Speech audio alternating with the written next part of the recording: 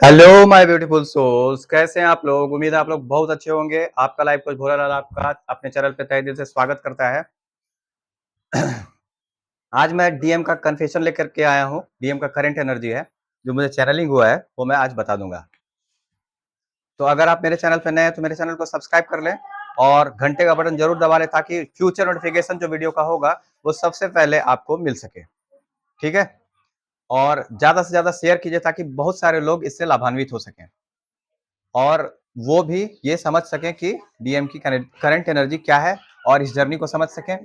किसी भी प्रकार के तंत्र मंत्र से रिलेटेड, मैनिफेस्टेशन से रिलेटेड, स्पिरिचुअलिटी से रिलेटेड, कोई भी लैंड डिस्प्यूट है, किसी प्रकार का रिलेशनशिप इशू है, मैरिज इशू है, तो आप किसी का बेटी का शादी नहीं हो रहा है, किसी का बेटा का शादी नहीं हो रहा है तो आप मेरे से कंसल्ट कर सकते हैं। मेरे चैनल पे आपको नंबर उपलब्ध है, वहां से आप मुझे कनेक्ट कर सकते हैं। ठीक है, तो आज का जो चैनलिंग है, आज का जो चैनलिंग है वो मेजर चैनलिंग जो है वो हार्ट चक्रा से रिलेटेड है, क्राउन चक्रा से रिलेटेड है और थ्रोट चक्रा से रिलेटेड है और थर्ड आई आज्ञा चक्र जिसको कहते हैं उससे रिलेटेड है। ये मतलब मेजर कलेक्टिव में हार्ट चक्र, थ्रोट चक्र, थर्ड आई चक्र और क्राउन चक्र एक्टिवेट हो रहा है और बैलेंस भी हो रहा है, ऐसा मुझे साइन मिला है, ऐसा चैनलिंग हुआ है। ठीक है, अभी बहुत सारे लोगों को एंजल नंबर 1122 दिख सकता है, 414 दिख सकता है जिसका परमानेंट रियूनियन होने वाला है। 414 उसको एंजल नंबर दिख सकता है, या अपना अलग अलग सबका स्टेज होता है, अलग अलग स्टेज में अलग अलग टाइप का एंजल नंबर का मीनिंग होता है, तो उसके लिए गड़बड़ाना नहीं है। जैसे अभी 1212, 1221 है ना, 1144, ये सब नंबर आपको बहुत ज्यादा दिखाई दे सकता है। इस प्रकार का सिंक्रोनिसिटी अभी बनी हुई है। तो देखिए, डीएम का कन्फेशन जो है वो कहते हैं कि मेरे प्रिय, जिस तरह मैंने तुम्हारे साथ व्यवहार किया उस पर मुझे बहुत अफसोस है। मेरे प्रिय, मैंने जिस तरह से तुम्हारे साथ व्यवहार किया उसके लिए मुझे बहुत अफसोस है, बहुत ही ज्यादा, ऐसा डीएम कहते हैं। समझे। उसके बाद कहते हैं मैं सही नहीं था, मैं तुम्हारे खूबसूरत संबंध से चूक गया। यानी मैं सही नहीं था, मैं हमारे खूबसूरत संबंध से चूक गया हूं। ठीक है, उसके बाद कहते हैं मुझे खेद है, मैं जानता हूं कि मैं माफी के लायक नहीं हूं। ठीक है, मैं कई बार नेतृत्व में हेर फेर किया, मैंने लीड नहीं किया ठीक से इस रिश्ते को और पीड़ित की भूमिका निभाई है। यानी विक्टिम की एनर्जी में मैं खुद रहा, गलती मैं खुद करते रहा और विक्टिम की एनर्जी में भी मैं खुद रहा, ऐसा वो कहते हैं। गलती मैं करता रहा और खुद विक्टिम की एनर्जी में मैं घूमते रहा। मुझे ये समझ ही नहीं आ रहा था कि मैं क्या कर रहा हूं। गलती वो खुद कर रहे थे और सोचते थे कि गलती किस डीएफ की है। गलती वो खुद कर रहे थे और विक्टिम की एनर्जी में भी वो खुद घूम रहे थे। इस बात का उनको रियलाइजेशन डीएम को हुआ है। वो क्या कहते हैं कि मैं कई बार नेतृत्व में हेर फेर किया मैंने, यानी I am sorry, I know is don't deserve the forgiveness. ये भी बोल रहे हैं कि मुझे खेद है कि मैं जानता हूं कि मैं माफी के लायक भी नहीं हूं। मैंने ऐसी ऐसी गलतियां की हैं कि मैं माफी के लायक भी नहीं हूं। मैं कई बार नेतृत्व में I have lead manipulated and played a victim. मतलब मैं मैनिपुलेट करते रहा इस रिश्ते को और विक्टिम एनर्जी में भी मैं खुद घूमते रहा। गलती भी मेरी थी और मैं हमेशा तुम्हें गलत समझते रहा और मैनिपुलेशन की भूमिका निभाई इस रिश्ते के लिए और हमेशा मैं विक्टिम की एनर्जी में खुद घूमती रही। लेकिन जब तुम मेरे से दूर हुए तब मुझे समझ में आया कि गलती मेरी ही है। जब तुमने मुझे ट्रिगर किया और मुझे बताया सब कुछ, तो मुझे समझ में आया कि गलती मेरी ही है। ठीक है, उसके बाद कहते हैं कि लेकिन मैं बदल गया हूँ और अपनी गलतियों को समझता हूँ कि मैंने कहाँ कहाँ गलती की है। मैं पूरी तरह से बदल गया हूँ और मैं ये अच्छे से समझता हूँ कि मैंने कहाँ कहाँ गलतियां की है। मैंने अपनी गलतियों से सीखा है, मैंने अपनी गलतियों से सीखा है। I have learn from my mistakes, ऐसा कहते हैं वो। ठीक है, गलती भी मैं कर रहा था और विक्टिम की एनर्जी में भी मैं घूम रहा था, इस बात का एहसास है मुझे। तुम हमेशा सही थी और तुम हमेशा सही हो। तुम पहले भी सही थी, आज भी सही हो और हमेशा सही रहोगी, क्योंकि तुम्हारे साथ भगवान है। मेरे साथ भी अब भगवान है, मैं भी अब स्पिरिचुअल पाथ पर चल पड़ा हूँ, तुम्हीं को देख करके। और तुम्हीं ने मुझे बनाया है, तुम्हीं ने मुझे सँवारा है। आज मैं भगवान के पथ पे जो चल रहा हूँ या चल रही हूँ, वो तुम्हारे ही कारण है। तुम्हीं ने मुझे सिखाया सब कुछ। तुमने मुझे प्यार करना सिखाया। सबसे ज़रूरी जो चीज़ था, प्यार करना, वो तुमने मुझे सिखाया और वो मेरे लिए सबसे प्राइसलेस है। मैं खुद को ही नहीं समझ पा रहा था कि मुझे क्या चाहिए। लेकिन जब तुम मुझसे दूर गए, तब मुझे समझ में आया कि मैं क्या चाहता हूँ या क्या चाहती थी। ठीक है? मेरे पास एक दिन है, जब तुम मुझे माफ़ करने के लिए अपने दिल में पाओगे कि मुझे माफ़ कर देना चाहिए। डीएम ऐसा कहते हैं डीएफ से कि मेरे पास एक ऐसा दिन ज़रूर है। भगवान एक ऐसा दिन ज़रूर लाएँगे कि तुम मुझे एक दिन माफ़ ज़रूर कर दोगे। मुझे ऐसा मेरा दिल कहता है और मेरा दिल कभी गलत नहीं कहता, ऐसा डीएम कहते हैं। और मैं चाहता हूँ कि एक दिन हम एक साथ वापस आएँगे वननेस में। और मैं ऐसा चाहता हूँ कि हम लोग एक दिन वननेस की एनर्जी में अवश्य आएँगे, साथ में अवश्य आएँगे, ऐसा डीएम कहते हैं। तो डीएम जो है, वो खुद उनको नहीं पता था कि वो किस एनर्जी में घूम रहे हैं, वो क्या कर रहे हैं, उनको क्या चाहिए, उनको क्या करना चाहिए, क्या नहीं करना चाहिए। उनको क्या करना चाहिए था, क्या नहीं करना चाहिए था, वो खुद नहीं समझ पा रहे थे। लेकिन जब डीएफ उससे दूर गई,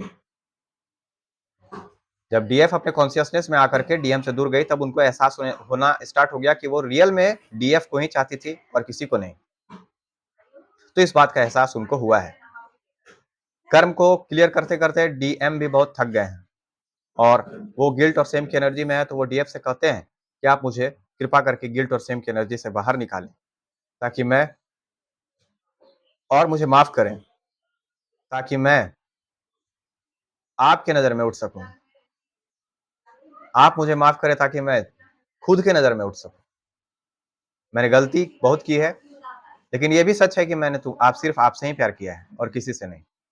गलती मैंने बहुत की, बहुत गलतियाँ की हैं मैंने, लेकिन प्यार सिर्फ़ आपसे ही किया है मैंने।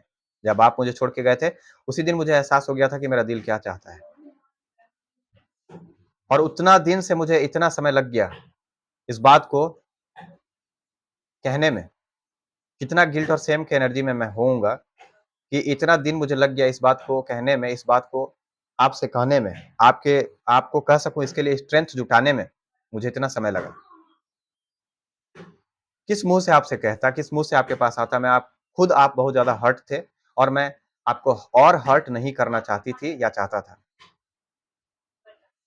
मेरे हर बात से, मेरे हर एक्शन से आप हर्ट हुए। इस बात से मुझे बहुत खेद है और मैं खुद के प्रति बहुत शर्मिंदा हूँ कि मेरे हर एक्शन से आप हर्ट हो गए। मैंने वो काम किया जो आपको पसंद नहीं था और आपको हर्ट किया। जो मुझसे इतना प्यार करता था उसी को मैंने हर्ट कर दिया। भगवान मुझे तभी माफ़ करेगा जब मुझे आप माफ़ करेंगे। मैं दिन-रात, सुबह-शाम जब भी भगवान से दुआ करता हूँ तो बस इतना ही माँगता हूँ कि आप मुझे माफ़ करें और मुझे समझें और मेरे प्यार को समझें। जब मैं प्यार प्यार करता था या नहीं मुझे खुद पता नहीं था, लेकिन मेरा फीलिंग सही था आपके लिए। जब मैं आपसे प्यार मिक्स फीलिंग में कर रहा था, लेकिन प्यार मेरा सच्चा था, उस समय भी। तो उस समय भी आपको गले लगाना और आपको घंटों गले लगा करके घंटों नहीं मतलब मिनटों आपको फिर छोड़ना नहीं, ये उस बात का प्रतीक था कि मैं आपसे बहुत प्यार करता था या करती थी। जब मैं आपके गले लगता था या लगती थी और मैं आपको छोड़ती नहीं थी, उसी समय आप समझ गए थे कि मैं आपसे प्यार करती हूँ। और मैं भी ये चीज़ समझ गई थी कि मैं आपसे प्यार करती हूँ, लेकिन फिर भी मेरा फीलिंग सही था आपके लिए, मेरा प्यार सही था। लेकिन मिक्स फीलिंग कुछ ऐसा हुआ कि हम दूर हो गए थे और अब हम ऐसे मिलेंगे कि कभी दूर नहीं होंगे, ऐसा डीएम कहते हैं। तो बहुत सारे डीएफ्स को ये याद होगा कि उनके डीएम उनको जब गले लगाते थे या वो अपने डीएम के गले लगते थे, तो उनके डीएम जो थे, वो उनको गले लगाते वक़्त छोड़ते नहीं थे। This is the true love. कोई किसी के गले लगता है और उसको छोड़ना नहीं चाहता, उसी के गले लगे रहना चाहता है, तो मतलब समझ लीजिएगा कि वो सही लव है। वही ट्रू ट्रू लव है। उसका सोल उसको चाह रहा है। भले उसका बॉडी उसको चाहे या ना चाहे, लेकिन ये बॉडी और सोल सब एक ही होता है, ऐसा नहीं है कि वो अलग-अलग है। बहुत सारे लोग बोलेंगे कि बॉडी और सोल, देखिए बड़ी-बड़ी बात करना अच्छी बात है, लेकिन पहले आप कॉन्शियसनेस में आएँगे तो आपका बॉडी से आपका सोल अलग नहीं है, ठीक है? तो आपका जो डीएम है वो आपके सोल को तो गले लगाता ही है, लेकिन आपके बॉडी को गले लगाता है, उसको महसूस करता है पहले। तो ऐसा होता है। तो जब डीएम डीएफ के गले लगती है, तो उस समय वो उसको छोड़ना नहीं चाहती। वो चाहती है कि उसके गले लगे रहे हमेशा। तो वही ट्रू लव था, वही ट्रू लव होता है। तो ऐसा चीज़ है। तो ऐसा डीएम कर रहे हैं कि आप मुझे माफ़ करें और मुझे एक मौका दें ताकि मैं अपने आप को माफ़ कर सकूँ, क्योंकि मेरे लिए सबसे इम्पोर्टेंट आपका साथ और आपका फ़ॉरगिवनेस ही है, और मेरे लिए कुछ भी इम्पोर्टेंट नहीं है। आपकी खुशी, आपके चेहरे की हँसी, ये मेरे लिए सबसे ज़्यादा ज़रूरी है। तो इस प्रकार से डीएम कह रहे हैं। चलिए, thank you very much. Next topic के साथ फिर मैं मिलूँगा। अगर आप मेरे चैनल पे नए हैं तो मेरे चैनल को सब्सक्राइब कर लें और घंटे का बटन ज़रूर दबा लें, ताकि फ्यूचर नोटिफ़िकेशन जो वीडियो का होगा वो सबसे पहले मिल सके। अभी गर्मियाँ चल रही हैं, तो जितने भी जानवर्स हैं, जितने भी एनिमल्स हैं, उनके लिए आप पानी वगैरह ज़रूर रखें, भोजन ज़रूर दें, ठीक है? और डॉग्स का ज़्यादा ख्याल रखें। डॉग्स का क्या, सारे जीव-जंतुओं का ख्याल रखें, लेकिन डॉग्स का ख्याल रखने इसलिए बोलता हूँ, ताकि देखिए जितने भी जीव-जंतु होते हैं, वो जो घास खाते हैं, वो घास खा के अपना जीवन यापन कर सकते हैं, कुट्टी पत्ता खा कर के कर सकते हैं, लेकिन डॉग्स जो होते हैं, वो कुट्टी पत्ता वगैरह नहीं खाता है, उनको भोजन ही चाहिए। तो अगर आप उनको भोजन खिला सकें तो बहुत अपने आप को जीवन अपना सार्थक समझिएगा, आपकी सारी समस्या दूर हो जाएगी। चलिए, थैंक यू वेरी मच आप सबों का, मेरे चैनल को सब्सक्राइब करने के लिए। और जितने भी मेरे नए और पुराने सब्सक्राइबर, और जितने भी अगर आप मेरे चैनल पे नए हैं, तो मेरे चैनल को सब्सक्राइब करके घंटे का बटन ज़रूर दबा लें, ताकि फ्यूचर नोटिफ़िकेशन जो वीडियो का होगा वो सबसे पहले आपको मिल सके और आप उनसे सबसे पहले लाभान्वित हो सकें। तो थैंक यू वेरी मच। जय माता दी, जय माता महाकाली। आप सबका परमानेंट रियूनियन हो और आप सब कॉन्शियसनेस में आएँ और मिल करके सोल मिशन करें, मैं यही चाहता हूँ। Thank you very much. जय माता दी।